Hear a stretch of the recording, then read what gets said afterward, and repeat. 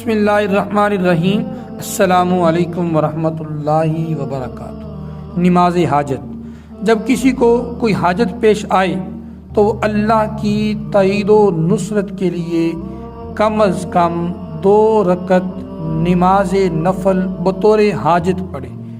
ان دونوں رکعتوں میں سورۃ الفاتحہ کے بعد 11 مرتبہ سورۃ الاخلاص پڑھنا باعث برکت ہے۔ 4 رکعات بھی ادا کیا جا سکتے ہیں۔ مکروہ اوقات کے علاوہ کسی وقت بھی یہ نماز ادا کی جا سکتی ہے۔ اس نماز کی برکت سے اللہ تبارک و تعالی حاجات پوری فرما دیتا ہے۔ طریقہ: حضور نبی اکرم صلی اللہ تعالی علیہ وآلہ وسلم کے معمولات مبارکہ میں اس کے 2 طریقے ملتے ہیں۔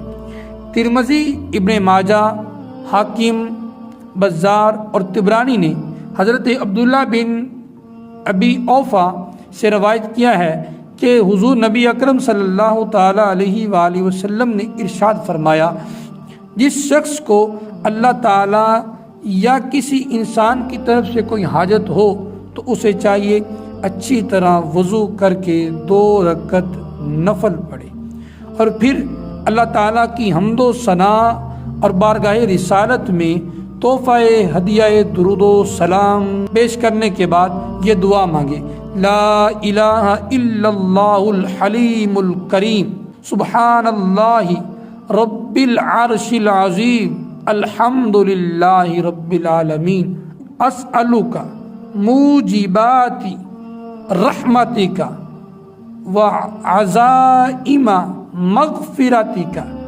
والغنیمت من کل بر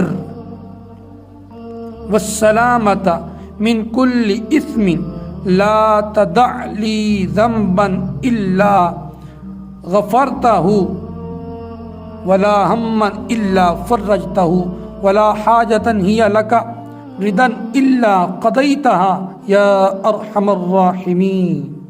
ترمذی، ابن ماجہ، احمد بن حنبل، حاکم، ابن خزیمہ، بہقی اور طبرانی نے بروایت حضرت عثمان بن حنیف رضی اللہ تعالی عنہ بیان کیا ہے کہ حضور نبی اکرم صلی اللہ تعالی علیہ وآلہ وسلم نے ایک نبینہ صحابی کو یہ دعا تعلیم کی کہ 2 رکعتیں نماز کے بعد ان الفاظ کے ساتھ دعا کرنے کی تلقین فرمائی، جس کی برکت سے اللہ تعالیٰ نے ان کی بینائی لٹا دی۔ سبحان اللہ۔ اللہم انی اسألک اتوجہ الیک بنبیک محمد نبی الرحمت، انی توجہت بک الی ربی فی حاجتی ہذہ لتقضی لی، اللہم فشفعہ فی۔